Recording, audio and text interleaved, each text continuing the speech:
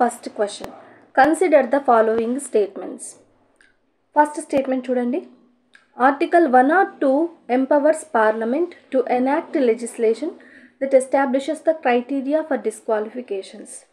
Article 1 or 2 అన్నది మన కాన్స్టిట్యూషన్లో ఉంది కదా. ఆర్టికల్ 1 or 2 అన్నది పార్లమెంట్ని ఎంపవర్ చేస్తుంది డిస్క్వాలిఫికేషన్స్కి ఏదైనా క్రైటీరియా ఎస్టాబ్లిష్ చేయమని చెప్పేసి అని అంటుంది. అంటే ఆర్టికల్ 1 or 2 పార్లమెంట్కి చెప్తుంది డిస్క్వాలిఫికేషన్స్ ఎంపీని కానీ ఎమ్మెల్యేలు కానీ డిస్క్వాలిఫికేషన్ చేయడానికి ఒక చట్టం ఏర్పరచమని. అలాంటి పవర్ అన్నది ఆర్టికల్ 1 or 2 పార్లమెంట్కి ఇస్తుంది అని ఫస్ట్ స్టేట్మెంట్ అనేది ఇవ్వడం జరిగింది. Second one, disqualified due to defection as outlined in the 10th schedule provisions. మనకు 10th షెడ్యూల్లో డిస్క్వాలిఫికేషన్స్ గురించి మెన్షన్ చేయడం జరిగింది అని అంటున్నారు. Next third statement, the election commission holds the authority to revoke or shorten the duration of disqualification. Election commission అన్నది involve అవ్వచ్చు, పవర్ని కలిగి ఉంటుంది.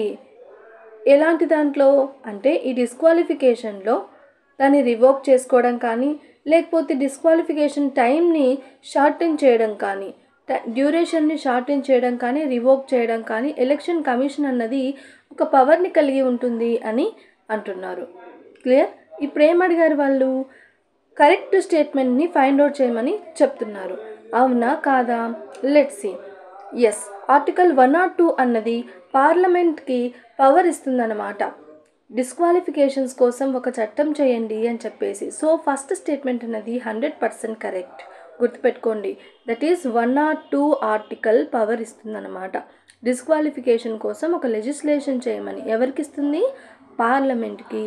ఓకే, నెక్స్ట్ సెకండ్ స్టేట్మెంట్ కూడా మనకు కరెక్టే. 10th షెడ్యూల్లో మనము యాంటీ డిఫెక్షన్ లా అని చదువుకుంటాం కదా, అది మొత్తం డిస్క్వాలిఫికేషన్స్ గురించే కదా మాట్లాడుతుంది. That statement is also true. Third statement, the election commission holds the authority to revoke or shorten the duration of disqualification. Yes, ఇది రాంగ్ అనుకుంటారు మ్యాక్సిమం, ఇది కూడా కరెక్టే. ఎలక్షన్ కమిషన్ డ్యూరేషన్ని షార్టెన్ చేయడానికి, రివోక్ చేయడానికి కూడా పవర్ని కలిగి ఉంటుంది. బట్ ఈ పవర్ అన్నిటికీ కాదు.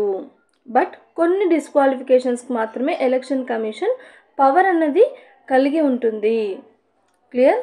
పవర్ అన్నది కలిగి ఉంటుంది. ఆర్టికల్ రైట్, మనకు ఈ ఆర్పిఏ యాక్ట్ ఉంది కదా, రిప్రజెంటేషన్ ఆఫ్ పీపుల్స్ యాక్ట్. ఈ రిప్రజెంటేషన్ ఆఫ్ ద పీపుల్ యాక్ట్లో మనకు వాళ్ళు 1951లో వచ్చింది కదా. ఈ లా ప్రకారం ఎవరైతే డిస్క్వాలిఫై అవ్వబడ్డారో ఇందులో మనకు సెక్షన్ 8A ఉంటుంది. ఏముంటుంది? సెక్షన్ 8A ఎలక్షన్ కమిషన్ అథారిటీని కలిగి ఉంటుంది డిస్క్వాలిఫై కోసం, డిస్క్వాలిఫైని షార్టెన్ చేయడము, రివోక్ చేయడం. బట్ ఎవరైతే సెక్షన్ 8A ఆఫ్ ఆర్పిఏ 1951 ప్రకారం డిస్క్వాలిఫై అయ్యారో వాళ్ళని డ్యూరేషన్ షార్టెన్ చేయడం అలాంటివేవి ఉండవన్నమాట. అంటే ఎలక్షన్ కమిషన్కి అన్ని పవర్స్ ఏమి ఉండవు. కొన్ని డిస్క్వాలిఫికేషన్స్ని షార్టెన్ డ్యూరేషన్ చేయొచ్చు. ఇలా 1951 ఆర్పిఏ ప్రకారం డిస్క్వాలిఫై అయిన వాళ్ళని ఎలక్షన్ కమిషన్ షార్టెన్ డ్యూరేషన్ అవన్నీ కూడా చేయలేదు. సియర్ అంటే థర్డ్ స్టేట్మెంట్ అన్నది వాళ్ళు ఇచ్చిన దాని ప్రకారం కొన్నిట్లో చేయొచ్చు.